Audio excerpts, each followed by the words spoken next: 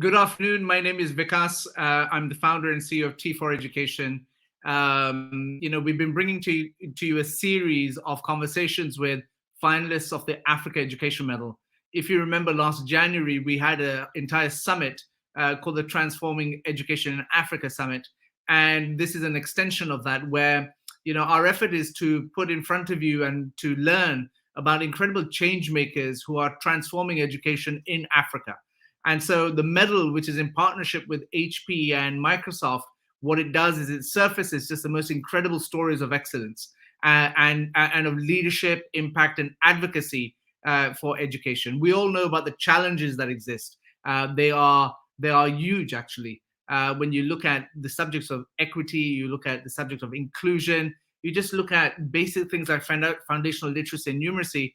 If you look at the data, you'll be quite despondent as to what's happening. But we cannot remain in that state. That is not the way that we inspire people to make change. And the way we do that, in our opinion, is by putting forward just the most incredible people who are at the coalface of education, at the coalface of the society, who are doing things.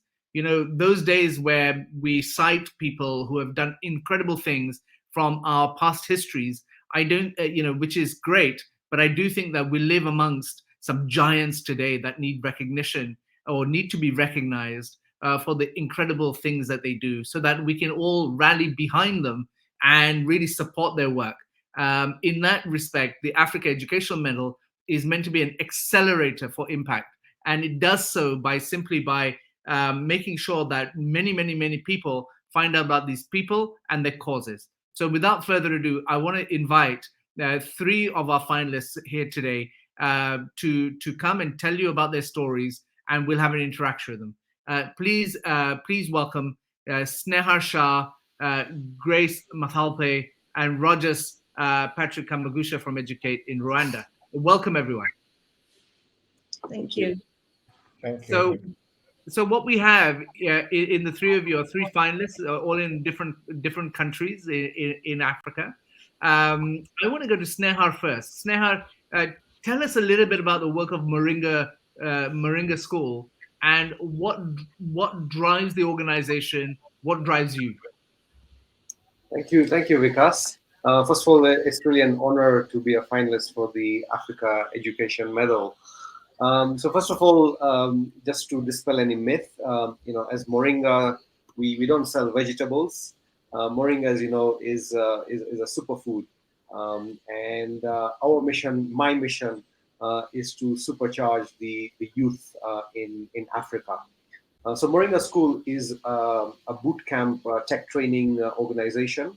We provide an alternative for students going to university, and in this day and age, if anyone wants to work in tech, they don't need to spend tens of thousands of dollars paying university fees, the accommodation, living expenses over 3 to 4 years. At Moringa School, our students can be trained within 5 months in an intense bootcamp model, and we help them get placed into jobs. So our mission is quite aligned with actually the Kenyan government's mission, which is to make a country like Kenya a tech hub to provide smart digital talent to work in the global marketplace. And so, Snehar, before we move over to our next guest, tell us in terms of what motivates you to do this, because this is as much a personal prize as it is for Moringa. Absolutely. So first of all, I have been born and brought up in Kenya. Our family is a fourth generation here. And when I was young, actually, our family migrated to the UK, where I did my initial schooling, university, and some work. I got an opportunity to come back to this country 15 years ago. And I started off in corporate, but Moringa is my third startup. And actually, in my 25 years of work that I've been doing, I'm thoroughly enjoying this. This is the best time of my life. Because I'm really, giving back to my country. I'm making a difference to the youth here, and really, setting themselves up to really advance on a career path. So far we've trained 7,000 students, and we're just at the tip of the iceberg. So it's really creating that impact which motivates me. So I'm going to come back to a question I want to ask you, and please remember this. The question is, when you see boot camps all over the place, and what you do is what was once done by universities. When you think about what you do, what is the role of universities then? When you see these very expensive degrees being taught. But I'll come back to you on that. I want to bring in Grace. Grace, welcome to this live stream. Tell us about your incredible work that you do. Thank you very much, Vikas, and congratulations to Snare and Rogers for making it this far, along with me as finalists, and thanks to you and the sponsors. So what Smart Start is an early learning social franchise. We're responding to the challenge of a lot of children in South Africa who are preschoolers not having a strong foundation in learning. And so we have built this delivery platform that involves other partners who help us to set up these early learning practitioners delivering our program from their homes. We draw from a powerful but sort of idle asset in thousands of amazing women across South Africa that we pull into the network, we train them, we support them to deliver quality early learning from their homes. And so really that way we are dealing with two of the biggest challenges of access to early childhood education. It's the problem of workforce. We don't have a big enough workforce for the number of children that need early learning, and we don't have venues. We don't have places to educate children from. So we're using these assets that are already there in the various communities, as well as community spaces and halls and churches and so on. Grace, what drew you to the sector? So I mean, I have worked in social justice for a very long time, and you know, as you were saying in your introduction, we can really belabor the challenges and talk about poverty and inequality, but when you find something like early childhood education that holds so much promise in really reversing all of these challenges, you can't help but be drawn to it. That's what drew me to it. I've worked with young people, I've worked in health, and I am really aware of South Africa's challenges in education outcomes, and knowing that early childhood education is, and there's all of this evidence around the world that keeps reminding us that early childhood education is just about one of the most important investments that a country can make in human capital to ensure not just short and medium term educational success, but economic success for countries as well in the long term. Well, Grace, I'm going to speak to you a little bit about, as we go on, about the impact of your work. If you just have a think in terms of like, you know, how do you articulate your impact, given that you're a social franchise? I will come back to that. Rogers, welcome to our live stream and our interview today. Thank you so much for taking part, and thank you for what you do. Tell us a little bit about your work at Educate. Thank you so much. At Educate, we recognize that there is a very big gap between what students get while at school and what they find after school. We also recognize that in the next 10 years or 20, secondary age bracket will double. And since then, we want to make sure that we cross those two gaps. We want to make sure that we close the gap that exists between what students find after school. We want to make sure that we close the unemployment gap. And how we do that is that we partner with governments to reform education, make it more meaningful, make it more relevant, make it more user-friendly. And one of the things that is very exciting for the work we do is that we work with governments we co-design with government to ensure that they achieve their goals, they achieve their priorities, looking at different education areas, especially assessment, curriculum, informal structures, where we believe that, for example, something very simple like a club is a very big a platform where students can practice skills that they could have learned from class. They can be able to see real life outside classroom, and creating such structures even outside class and incorporating them in educational reforms has motivated us to where we do and what we do. Rogers, what was your starting point? I'll look at it from the two folds. As an individual, I look at it from the perspective that personally I did not get any mentorship. I did not see the role of education. When I was growing up, for me, my inspiration was to be a lawyer. I didn't know if a lawyer was going to solve any community problem, but I knew if you become a lawyer, then you'd inspire most of the people and you'd be happy. And now after seeing that mentorship and career guidance is very important, I believe that education should be looking at areas of mentorship and career guidance. So I was motivated as an individual really to join education space. Given that I'm not even coming from education space, I did business economics, but I'm motivated to be in education because I know it's in education where you can have an impact and impact millions. Now, as an organization, over the last 10 years, I think we have seen that most countries in Africa are reforming education, right? So we want to be able to be supportive in the process. It is a very serious journey. Everyone says they have reformed education, but we still have many gaps. And so being part of that journey of supporting the government as an organization, as an individual to reform education really has inspired me to do what I do. Can you, I'm going to come back to you and ask you this question. What do you think motivates education ministers? But I'll come back to that, okay? Because I know in your job title, it says Africa Reform Director.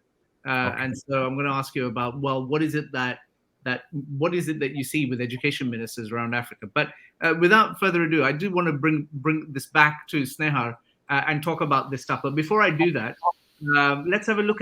We have Marin who says, looking forward to this conversation. Bushra Afreen, looking forward to this amazing conversation. Josefina, one of my colleagues, watching from Buenos Aires in Argentina. Kalyani Rao saying namaste from India. She's a country ambassador of ours. Alida, I don't know where you are, Alida, but hello. Buse, watching from Ankara in Turkey. That's closer to Africa, that's for sure. I'm sorry, Zora, I can't read your script. I don't know what it says, but I thank you so much for participating. Then we have Yash Chavan saying awesome session. Well, thank you so much. Tarek is watching from Egypt. Thank you so much. Alejandra, an old friend of ours. Hello, everyone watching from Buenos Aires. Can you believe it? We also have someone from Iceland, which is fantastic. Thank you for joining in. And like that, Afshin is talking from Karachi in Pakistan.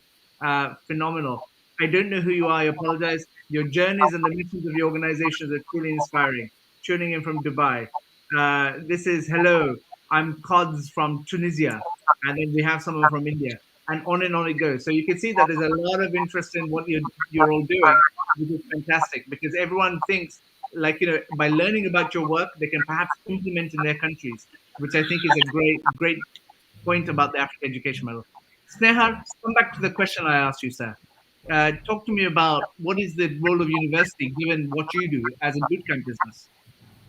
Sure, Vikas. So first of all, we are not trying to compete against universities. I think university education, is important for the right segment of the population. So, if one wants to do a training and become a doctor, you need to go to university. If you want to become an engineer, yes, probably.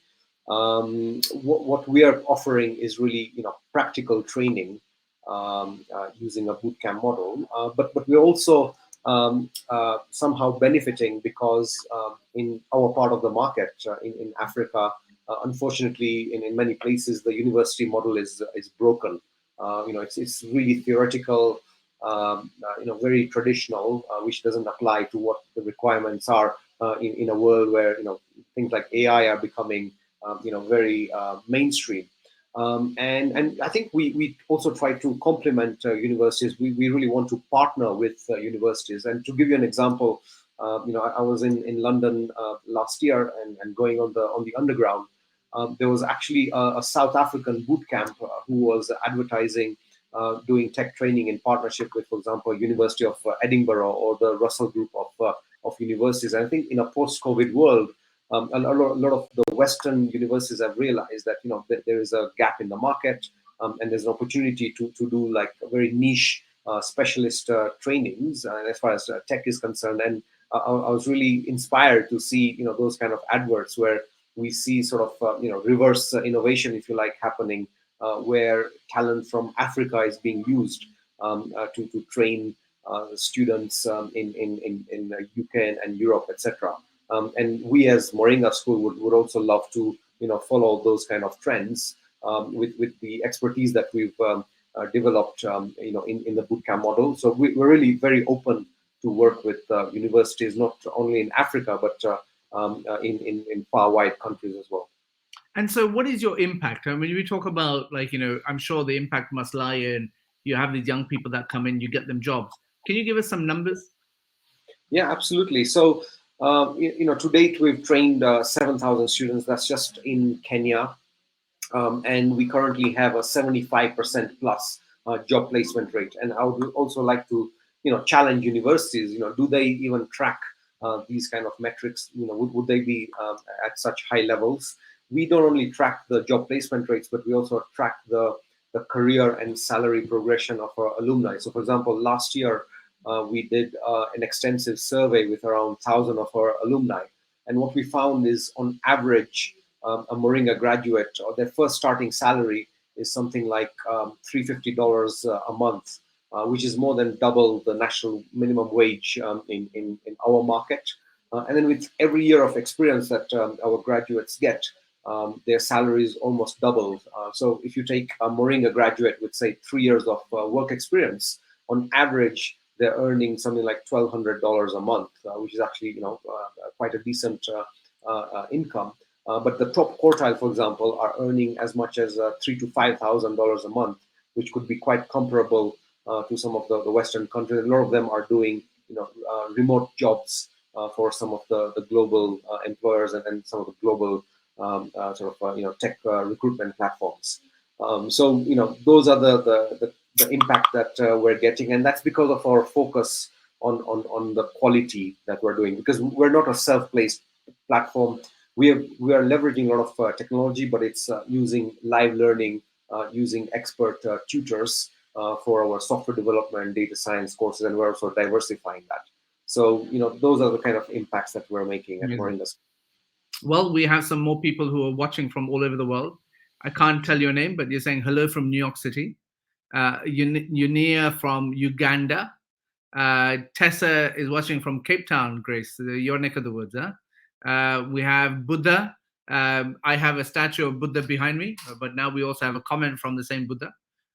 Thank you for joining us. We have Michael from Uganda, from Eastern Uganda. We have Mark from Cameroon. We have a couple of friends from the Philippines. Must be quite late in the Philippines, right? Well done, Cinderella. Ruxana, hi, good evening. She's from Pakistan. Somi Saha says, return to higher education versus TVET needs to be measured over long term and not just in the short term. Sneha, do you have a comment on that? Yeah, absolutely. I mean, we're measuring the impact that we're making over the last 3 to 5 years that we've been operating. So that's exactly what we're doing. Yeah. Grace, I want to come to you now, ma'am. When you talk about your work in terms of making sure that you train all these people to actually do early childhood education in their own homes, tell us in terms of what is the impact you've seen. I mean, how long have you been running Smart Start? What have been some of the figures? Flesh that out for us.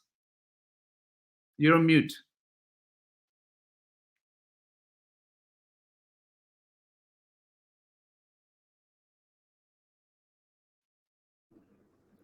I'm back.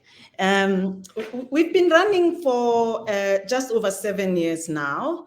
And perhaps our greatest achievement is the fact that 7 years later, we actually see that we're continuing to grow, that there's a model in place that is delivering promising outcomes. We did our first child outcomes evaluation a few years ago, and we're amazed at the child outcomes a program as pragmatic as ours is able to achieve. That has to be the most important thing, right? Because in fact, that is the point of what we are doing, to make sure that we prepare children much better for school so that we set them on the right trajectory for learning and lifelong success. Since we were established, we've reached in excess of 170,000 children. We've set up significant numbers of franchisees. Currently, we have 9,000 franchisees operating across South Africa, which is pretty significant because each one of them has a minimum of 6 children that they can work with, but potentially could reach as many as 20 children, you know, and a significant number of our franchisees and themselves, I mean, all of our franchisees make a living. So we have created an opportunity for women whose value in society has been perhaps undervalued, but at least underutilized. And we've drawn from these women and created some amazing early childhood development practitioners, started them on a journey that, you know, they are in control of, and they professionalize at their own pace, but really solidly rooted in quality early learning and quality interactions with children. Each child who comes into the Smart Start network creates an opportunity for a parent, very often a mother, to go out and seek employment. You know, one of our partner organizations here in South Africa, Harambee, shares a really important statistic about how significant numbers of young women fail to show up for job interviews because they don't have access to childcare for their children. So each one of these 9,000 places that we've set up creates opportunities for mothers usually to go out and seek employment, and even the confidence to go after promotion opportunities within their jobs, knowing that their children are well cared for and well trained. So you know, the value, the benefit of early childhood education is multi-generational. It's this investment we're making in this generation of children for long-term success, is the immediate opportunity it creates for their parents in actual economic returns, and it's an immediate livelihood that we create for a woman who has before now not been in employment and has not been able to build livelihood for their families. Grace, in terms of like, it's no surprise that you're a finalist of the Africa Education Medal, by the way. You know, given the work that you do and the excellence that you demonstrate, what have been some of the high points since we announced you as a finalist? Yeah, so, you know, so I can tell you, Vikas, that one of the things we assumed when we started Smart Start was that if you set up the supply of early learning, demand will come in, that parents will come forward and take up that demand. We have found that there is a need to build the depth of understanding of just how powerful early childhood education is. And so I think, you know, just being mentioned as one of education programs worth mentioning as innovation for long-term success of education on the continent is a powerful achievement for early childhood education. You know, recognizing that early childhood education is education and education worth investing in. That on its own is really a powerful opportunity for us. Apart from the fact that, you know, it creates an opportunity to share the success with potential stakeholders in government, in philanthropy, and other partners that we'd like to draw into early childhood education, because it's not just a social or education issue. As I was saying, it really is the issue of setting countries up for long-term success. Yeah. Well, thank you for that. And Rogers, I come to you, given that your mission is to partner with government to help them deliver on their ambitious reform programs. tell us, what have you learned about partnership with government? I've learned many things. Thanks, Vikas. I think the first thing I've learned is that selling is not about giving a solution. I learned about that, I think, from the process of where we have worked with different governments within East African region, where I believed that if you want to support reform process in education, you have to bring a solution on table and tell the minister, this is what we want to give you. I was forgetting that it's about their priorities, it's about understanding the customers. And so through learning of that process, I learned that co-designing is very important, because when you co-design, you're speaking the same language. When you co-design, you put yourself in the shoes of the minister, you put yourself in the shoes of the president, you put yourself in the shoes of the global economy. At that moment, you're speaking big, you're all speaking the same language, and they're likely to support you in the co-designing process. The solution that you put on table is 100% going to be incorporated in their policies. It's not going to be for Educate, it's not going to be for Rogers. Why? Because of understanding what they want to solve and telling them that we can go through this process as partners to help reform education, to help make it more meaningful, to make it more practical, to make it more relevant, to reduce school dropout rates, to reduce unemployment. And when you start speaking such language, then they come on table. And so I think for me, that's a very core thing that I've learned, and it gives me a lot of confidence, even when I go to Tanzania, which is just trying to adapt their education. I have a lot of case study, I have a lot of experience that I can share to the minister in Tanzania, that this is what we have learned, this is how we have done it. We are willing to come and learn with you in this reform process. And so, Rogers, the question I have to ask you, and because there's an overwhelming narrative that says that government is failing. Do you have a view on that? I would want to change that and say that I think governments are putting a lot of efforts and resources. If you look at, for example, Kenya, they have invested their biggest budget in education. If you look at Rwanda, they have also invested the biggest percentage in education. At least they have increased it. And for me, that's a success. They are recognizing that education is the benchmark of any success, right? And I think because I always tell people that education has to involve everyone if we are to succeed. Right away from the parents, right away from even the child that we are trying to nurture, they need to understand the value of education if we are able really to make it more meaningful and relevant for the economy, right? And so I wouldn't say that the governments are failing. I would say I think the governments are putting a lot of efforts really to solve those problems that are global, to solve gender-associated problems, to solve poverty, to solve unemployment issues, and they believe that it can only be a success through education. Because these kids spend over 18 years in school. So if you don't reform education, if you don't make it meaningful, if you don't put a lot of resources in education, what are you providing? What are you producing for the economy? I guess that's why we have these problems, but I think they are trying their level best to bring everyone on board. Governments are really calling upon different partners to support in education, in the early childhood, in secondary education, in university, in TVET, in all areas, knowing that it is everyone's effort, it is everyone's involvement that will make them succeed. Rogers, it strikes me, I should ask all three of you as we conclude this interview, what has been your biggest success? And more importantly, what's your biggest failure? That's a good one. I think I'll look at my success in on individual basis.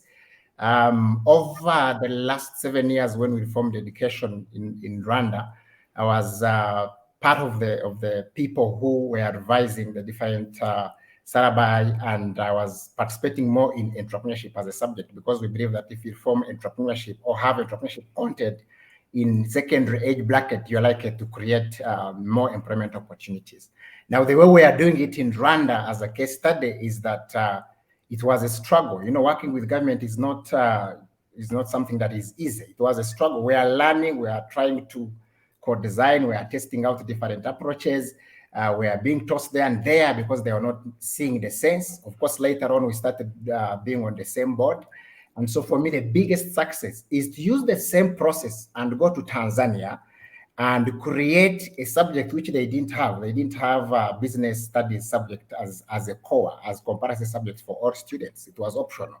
And convince them that they need this subject. They need this subject in secondary level education because it is the basis. It is both an art and a science. It's the basis of everything if they are to succeed. If I was a student of science, whether biology or chemistry or English, I need entrepreneurship because it is through entrepreneurship that I can be able to put into play what I have learned in the real classroom, and I can take it outside and see meaningful and I see life.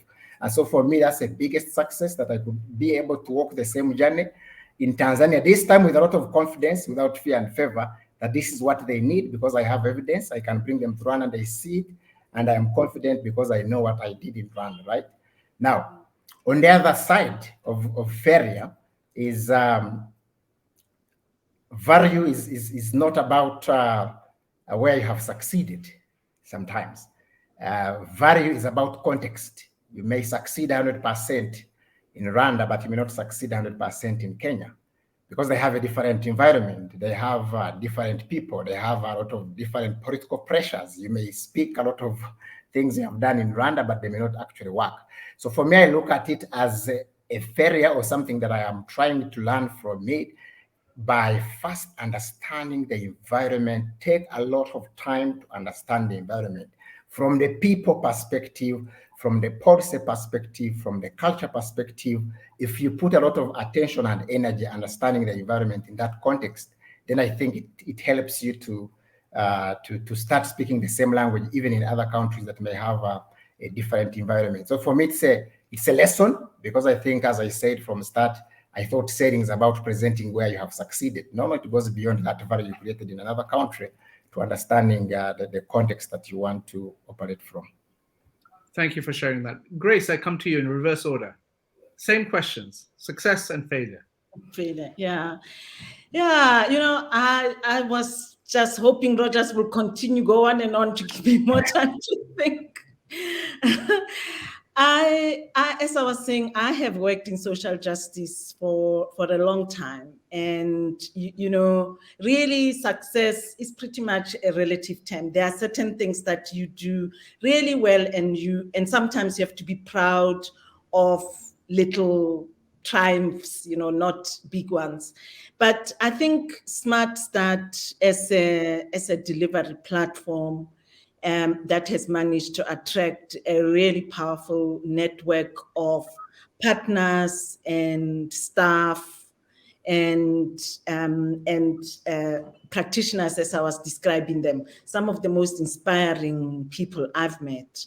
It's right up there with what I sort of call success.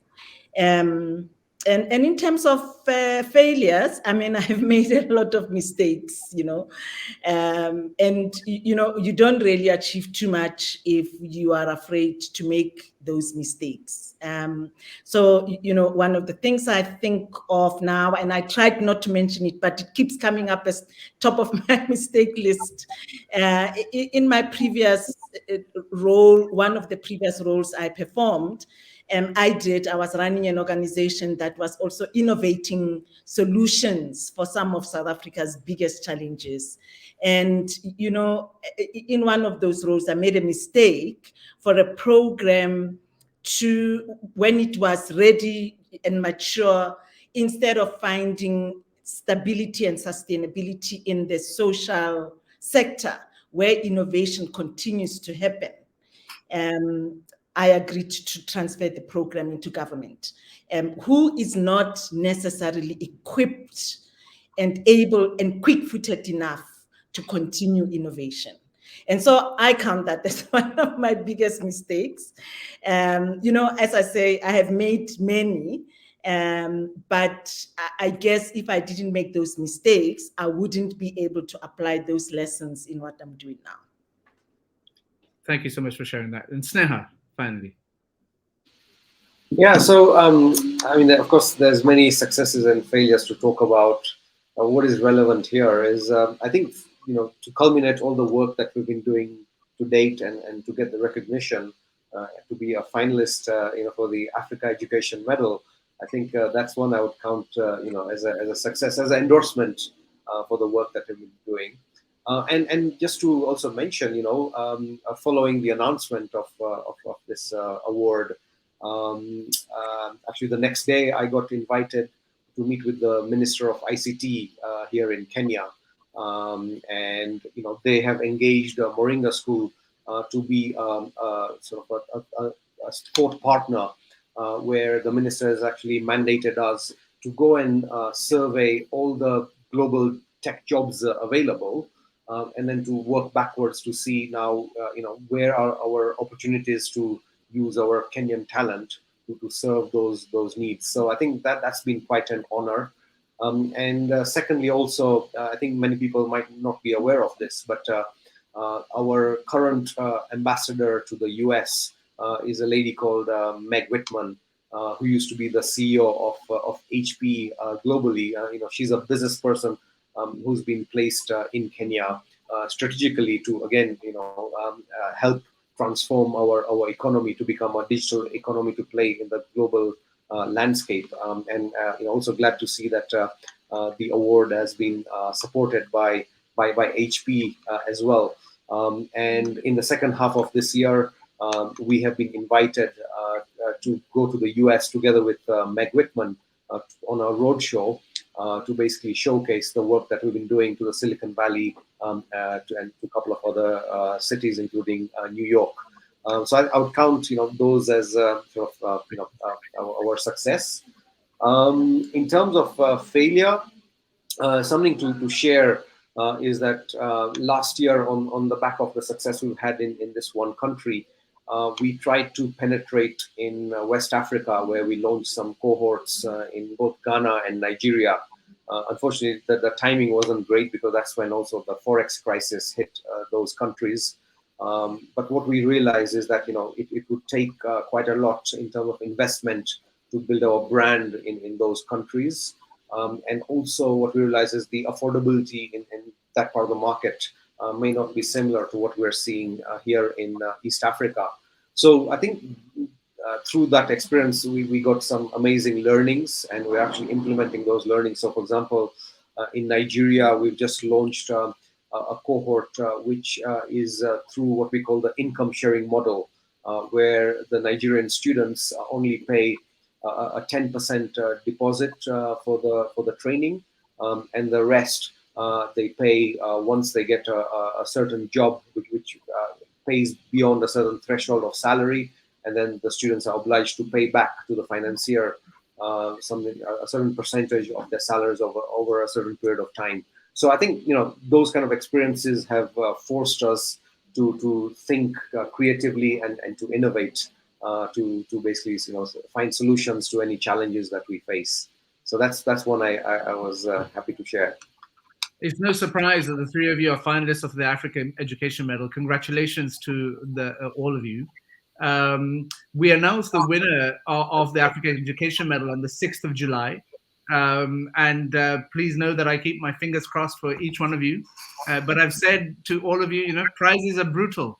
The gain is to society in learning about your work and to get behind you.